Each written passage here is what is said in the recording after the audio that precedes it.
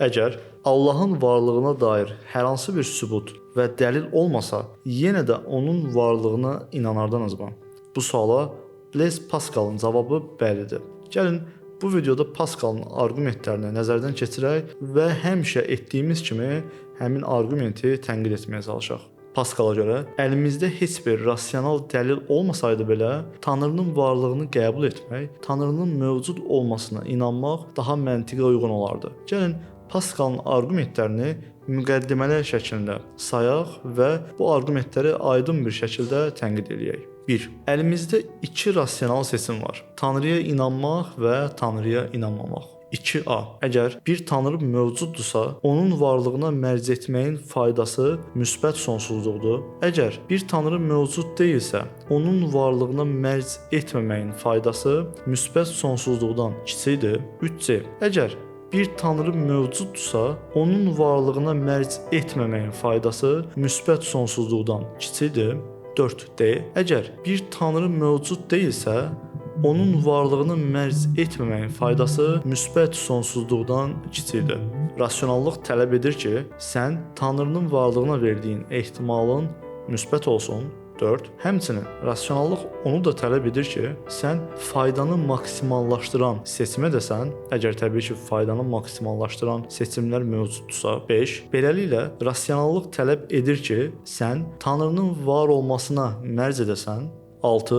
Nəticə. Beləliklə, sən Tanrının var olmasına mərc etməlisən. Bu saydığımız müqəddimələr Blaise Pascalın arqumentlərinin fəlsəfi sistematik izahıdır. İndi isə daha sadə formada izah eləsək, Blaise Pascala görə, əgər sən Tanrıya inanırsansa və bu inanc sənə sonsuz bir dəyər, qazanc əldə etməyə imkan verirsə, sən bu qazancı seçməyin rasional və məntiqə uyğun davranışdır. Yox, Tanrının var olmadığı seçimi sənə heç nə qazandırmırsa və yaxud da sənə sonsuz bir dəyər, həmçinin çox az bir, minimal bir dəyər verirsə, təbii ki, bu seçimi etməkdənsə daha maksimum və sonsuz dəyəri seçməyin məqsədə uyğundur. Təbii ki, bu arqumentdə edilən ən böyük xətalardan birincisi arqumentin öz içində, yəni öz içinə hopmuş olan bir öngəbuldur ki, burada Tanrının varlığının mövcud olmama ehtimalı heç zaman sıfıra bərabər ola bilməz. Çünki arqumentin özü ehtimallara əsaslandığına görə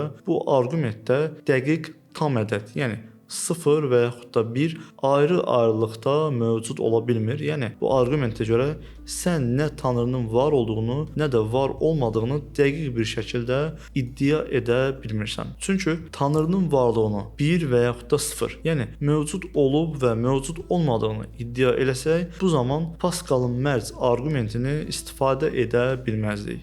Əgər bu arqumentin Tanrının varlığına dair ehtimallar üzərində qurulu olduğunu qəbul ediriksə və bu iddiadayıqsa, o zaman aşağıdakı formada interval ala bilərik. Tanrının varlığı ilə bağlı olan interval 0 və 1 dəyərdə olan bir intervaldadır. Mənfi sonsuzluqdan müsbət sonsuzluq arasında olan intervalda isə bizim seçimlərimizdən alınan dəyər və yaxud da qazancı ifadə eləyən dəyərlər çoxluğu alırıq. Hansı ki, bu hər iki dəyər ehtimallar arasında olduğu üçün qəti olaraq bir fikir irəli sürə bilmirik və buradan Tanrıya yönəlik varlıq cavabımız qeyri-müəyyən cavab almış olur. Çünki bizim Tanrının varlığı ilə bağlı etdiyimiz seçimlərimizin bizə fayda və qazanc gətirib-gətirmədiyini bilməyimiz üçün mütləq şəkildə müəyyən, dəqiq cavablar olmalıdır. Əks halda bizim üçün başqa detallar və başqa parametrlər də olmalıdır ki, biz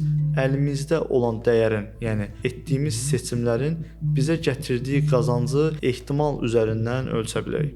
Həmçinin biz axirət haqqında olan standart modellərə əsaslansaq, Pascalın qumarını inancın sübutu və yaxud da inancın ehtimal daxilində qəbul edilməsi üçün istifadəsinin uğursuz olduğunu müşahidə edə bilərik. Çünki ehtimala dayanan inanc əslində xüsusi qazanca, mənfəətə əsaslandığı üçün burada olan səmimi inancı aradan qaldırır və bu dinin əsas önəmli funksiyalarından, önəmli vacib xüsusiyyətlərindən biri olan səmimi qəlbdən iman etmə anlayışını ortadan qaldırdığı üçün Pascalın qumarı teizmə, inanclı tərəfə, xüsusilə də Tanrının varlığına dair bir arqument hesab oluna bilməz.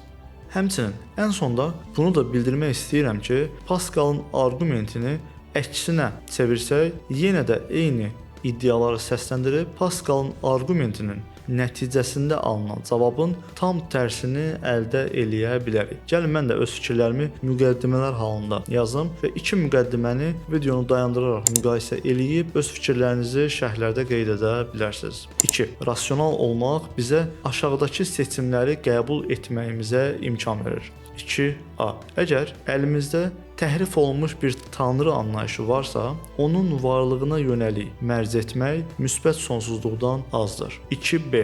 Əgər əlimizdə təhrif olunan bir tanrı anlayışı yoxdursa, onun varlığına qarşı mərc etməməyin faydası müsbət sonsuzluqdan aşağıdır. 2c. Əgər əlimizdə təhrif olunmuş tanrı anlayışı varsa, onun var olmamağına ehtimal verməyimiz, yəni mərc etməyimiz müsbət sonsuzluqdur. 2d. Əgər əlimizdə təhrif olunmuş bir tanrı anlayışı yoxdursa, onun varlığına yönəlik mərc etməmək müsbət sonsuzluqdan azdır. 3. Rasional olmaq tələb edir ki, siz təhrif olunmuş tanrının varlığına dair götürülən ehtimalları müsbət sonsuzluq olaraq götürəsiniz. 4. Rasional olmaq sizə bunu vadar edir ki, siz əməlləri və fikirləri maksimumlaşdıran seçimləri yerinə yetirəsiniz. 5. Rasional olmaq tələb edir ki, təhrif olunmuş bir tanrının var olmamasına mərc etmək daha faydalıdır və 6. Nəticə olaraq siz təhrif olunmuş bir tanrının mövcudluğuna mərc qoymamalısınız. Gördüyünüz kimi, həm Blaise Pascalın, həm də mənim ortaya qoyduğum müqəddimələr tamamilə bir-birinə eyni şəkildə paralellik göstərir, amma buna rəğmən aldığımız nəticə bir-birindən fərqli və bir-birinə tamamilə əks cavablardır. Böyük ehtimal ki, siz hər biriniz Blaise Pascalın arqumentini sosial şəbəkələrdə və yaxud da hansısa şəxslər tərəfindən istifadə olunduğunu görəcəksiniz. Buna görə də bu videonu həmin şəxslərə atmağınız kifayətdir. Növbəti videolarımızın davamının gəlməsi üçün bu videomuzu like eləyib öz yaxınlarınızla paylaşmağınız kifayətdir.